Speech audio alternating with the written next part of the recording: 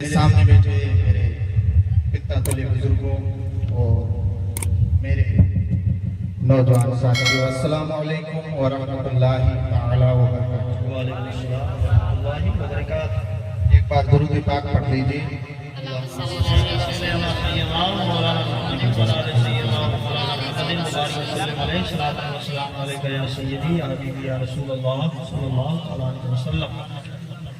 खुदा ने आज तक उस कौम की हालत न बदली, खुदा ने आज तक उस कौम की हालत न बदली, न हो शौक से खुद अपनी हालत बदलने का।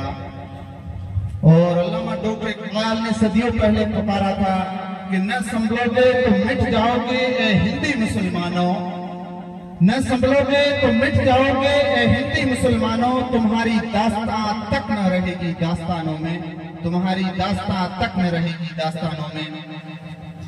अजीज साथियों, मंच पूरा उलमाए दीन से भरा हुआ है और आप सामने बड़े बुजुर्ग साफे वाले तशरीफ फरमा है।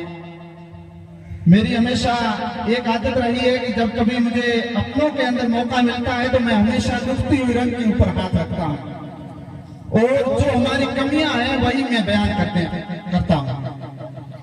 आज इस शिक्षा के दौर की बात की जाए, एजुकेशन के दौर की बात की जाए, इस कंप्यूटर के युग की बात की जाए, तो आज जिस चीज का हमें और पूरी समाज अपनी को कंपटीशन होना चाहिए, वो हमारा कंपटीशन नहीं है। आज हमारा कंपटीशन जिस चीज के लिए होना चाहिए उस कंपटीशन के अंदर हम बिल्कुल जीरो है। आप आईएएस का रिजल्ट देख लीजिए, आरपीएससी का रिजल्ट देख लीजिए, आईपीएस का रिजल्ट देख लीजिए, पुलिस कांस्टेबल का रिजल्ट देख लीजिए, छोटी से छोटी भर्ती का रिजल्ट देख लीजिए, उसमें गिने चुने मेरी कौम के युवा होते हैं, बाकी दूसरी समाजों के बच्चे होते हैं। अजीज दोस्तों और बुजुर्गों, हमने कंपटीशन किस पे किया है? हमने कंपटीशन सिर्फ और सिर्फ किया है कि एक भाई ने एक गाड़ी ले ली है तो मुझे उसकी बात करानी, मैं 2 गाड़ियां लेके आऊंगा। हमने कंपटीशन किस चीज पे किया है कि हजरत ने अपने बेटे की शादी के अंदर 25 लाख खर्च किए हैं तो मैं अपने बेटे की शादी के अंदर 50 लाख खर्च करूंगा। हजरत ने अपने वालिद मोहतरम के ओसर के लिए 20 लाख खर्च किए थे तो मैं 60 लाख खर्च करूंगा। अजीज दोस्तों और बुजुर्गों, हमारा ये कंपटीशन हरगिज नहीं होना चाहिए। हमारा कंपटीशन तो इस चीज के ऊपर होना चाहिए कि इस हजरत के बेटे के 10वीं या 12वीं क्लास के अंदर 95% बन गए हैं तो मैं मेरे बच्चे को ऐसा पढ़ाऊं कि वो 98% लेकर के आए और जाकर के कौम की रहबरी करे, कौम की अगुवाई करे, कौम का लीडर बन करके सच्चा कौम की काम करे।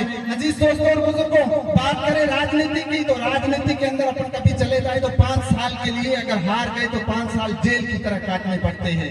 और अगर आपका बेटा, आपका भाई, आपका बच्चा अच्छा ऑफिसर बन गया तो 50 साल उसकी जिंदगी रहेगी और 50 साल तब तक नौकरी करेगा, उसकी सरकार रहेगी। वक्त का बड़ा मिनिस्टर भी उसके सामने जाएगा, आईएएस और आईपीएस होगा। तो अजीज दोस्तों और बुजुर्गों, ये शिक्षा की बात मैं इसलिए कर रहा हूँ, ये दौर शिक्षा का दौर है, ये दौर इल्म का दौर है, ये दौर तालीम का दौर है, ये दौर एजुकेशन का दौर है।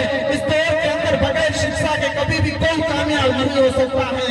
किसी ने कहा था कि जिस जगह और जिस इलाके में बरसात नहीं होती है वहां की फसलें बर्बाद हो जाया करती है, और जिस परिवार, जिस समाज में इल्म नहीं होता है, तालीम नहीं होती है, उसकी नस्लें बर्बाद हो जाया करती है। अजीज दोस्तों और बुजुर्गों, मिले वक्त के अनुसार लास्ट बात में मेरी हाथ जोड़ करके मेरे युवा भाइयों से गुजारिश करूंगा।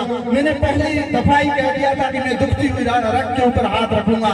आज हम चाहे वो फेसबुक देख ले, व्हाट्सएप देख ले, इंस्टाग्राम देख ले, किसी भी सोशल मीडिया के प्लेटफॉर्म के ऊपर जाते हैं, आज मेरी उम्र के हमारे नौजवान भाई मोटरसाइकिल और गाड़ियों को किस तरह से कट मारते हुए चलाते हैं। अल्लाह न करे कल कोई हमारे साथ हादसा हो जाए।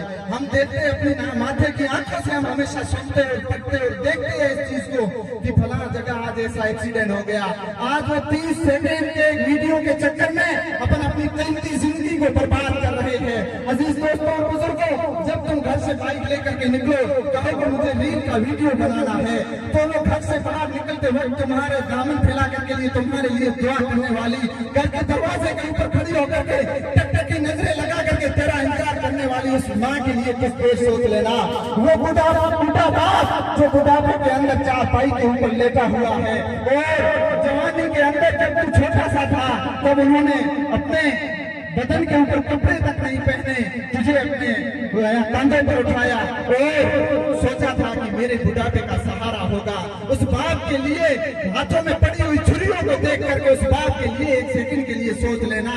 वो भाई जो तुमने हमेशा इस चीज के लिए पैसे तुम्हारे ऊपर खर्च करता था कि ये मेरा भाई है, बड़ा होगा तो मेरे कांधे मजबूत होंगे, वो बहन उसके लिए सोच लेना जो ससुराल में बैठी हुई है, तेरी हमेशा इंतजार करती रहती है कि मेरा भाई आएगा और मुझे अपने पीहर लेकर के जाएगा, मेरी मम्मी पापा से मुलाकात करवाएगा।